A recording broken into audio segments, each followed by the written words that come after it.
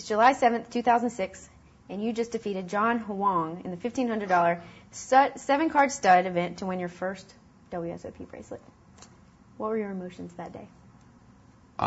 It's funny because it wasn't what I expected. When I always thought that, when you win a bracelet, it'd be the best feeling in the world, and there'd be like fireworks kind of exploding in your head, and you'd just jump up and be like overcome with excitement. And I remember the letdown. I mean, not that I was happy I won, but I remember that when it was all over, everybody kind of went crazy. All my friends, Grinder and those guys were there, and I was just kind of like, that's it. It didn't really live up to what I thought it was. But not to say I wasn't happy to win, but I think there's a couple reasons why that is, though. I think because it was a limit event, that it wasn't like the excitement of No Limit, where you're waiting on that one last card, and either boom, you suck out, or they don't, and you like jump up and down. I had such a chip lead, and I grinded him away for like an hour that you kind of saw what was coming. It was inevitable. It was like building up to it. Like you could see that unless something bad happened, which would take a while for him to start coming back, he had, like a 20th of the chips I did, and he was losing hand after hand that I was probably going to win, more likely than not, unless he just really turned it around. So that excitement didn't have that just explosiveness of it. It built up and it happened over time. So that when he finally lost the last hand, I was like, finally, it's over, because there's a couple hands where he would get all in and then double up, but you could see what was about to happen. Right.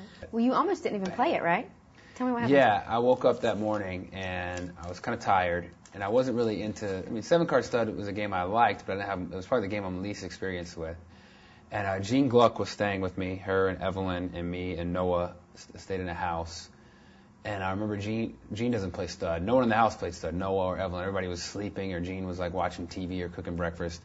And I woke up, and it had already started. It was like after 12. And she's like, aren't you going to go play the event today? Because you play every tournament. And I was like, I don't think I want to play today. And I'd always made a joke, how could I not play stud? And they named the game after me, just being silly. And she's like, well, they named the game after you. How can you not go play it?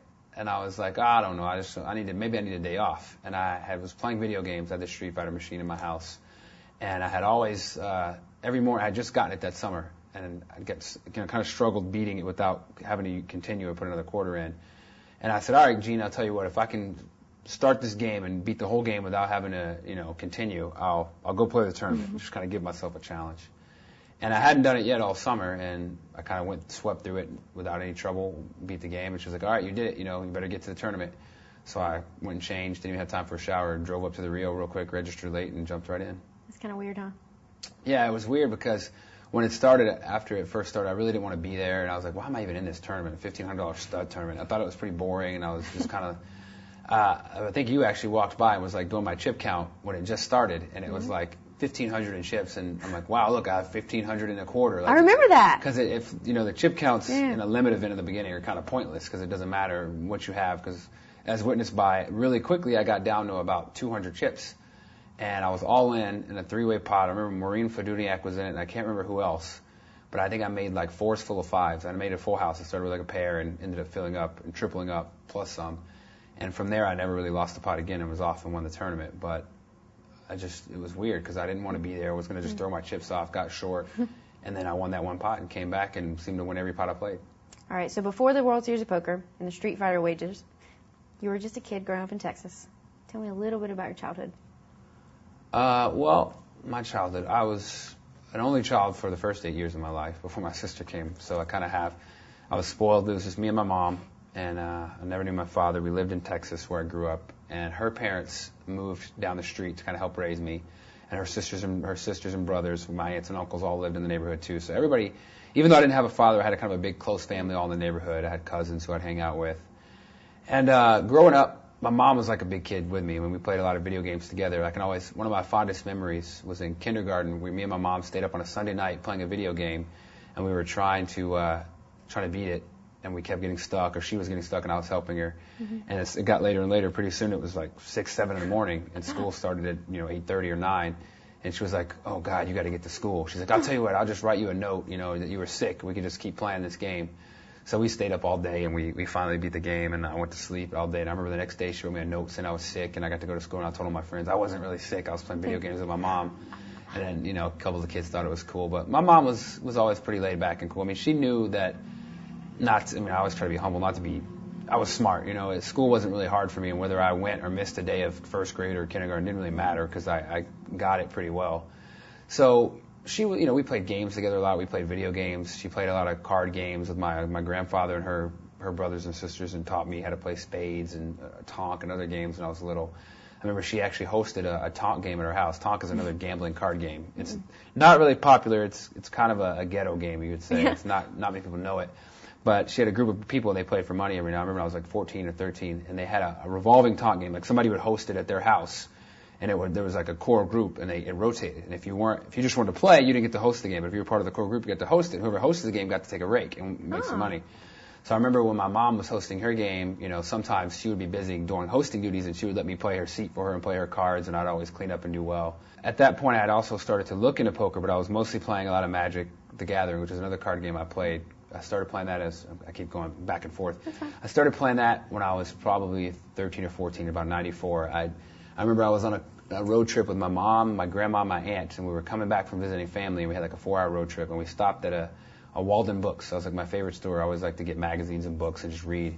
And I saw this game about this book, this magazine about Magic, the card game. And for some reason, I just figured, because I liked the magazine games a lot with crossword puzzles and other kinds of just, logic puzzles and games in it. So I thought this book was something I could do in the car by myself. Turns out it was just a publication about Magic, and it had like one card in it as a preview. But I'd never played the game and knew what it was. So I'm looking at this magazine, and I'm like, what the hell is this? How do I do the whole ride home? I'm reading a magazine about a game that I don't even know how to play or what it is, and I really wanted to know more about it. So I remember when we got home, I told Mom, I'm like, Mom, I want to find this game and find out how to play it. So she took me to, we found it. We called around some stores, found a place with some cards. I got some and had, read the rule book. Actually, I got the rule book before I ever got the cards. I went to a bookstore and I bought like a 200-page rule book they had. And I remember sitting in my bed just reading this rule book over and over and over again, but I still didn't have any of these cards. I couldn't find them anywhere. And I'm like, where do you get this game at? But it seemed really cool. So I found a store that sold nothing but Magic cards. It was like a Magic store. They had tournaments and they had everything. And I wasn't able to drive yet, so my cousin, who was like my older brother, my mom's sister, he lived down the street, he could drive. I was like, hey, take me to the store. I really want to play this game. You might like it. He wasn't really into it, but he dropped me off. He's like, I'll pick you up later. I walked in. I didn't know anybody. I bought some cards and just kind of introduced myself to people. Hey, I'm David. How do I play this game? I mean, I knew how to play it, but how do I actually play with people? Started playing, really enjoyed it, and then spent pretty much the next, every day of the next like 3 years at this store, just bonding with other kids. And I really got into it, really liked it. Started playing tournaments, got pretty good at it, and became one of the best in my city. I was better than most of the people around me. I mean, there was other good players, and we became close and learned from each other. How old were you then? That was from the range of probably 15 to 17. Then when I went to that school, the Texas Academy of Math and Science is what it was called at UNT, the high school college program, I kind of stopped playing Magic because I just wanted to really focus on the school and get into it. But as I was there, I've met some other kids who played pretty heavily, and I got back into it, and we started playing with each other there, and we traveled to some tournaments around the school.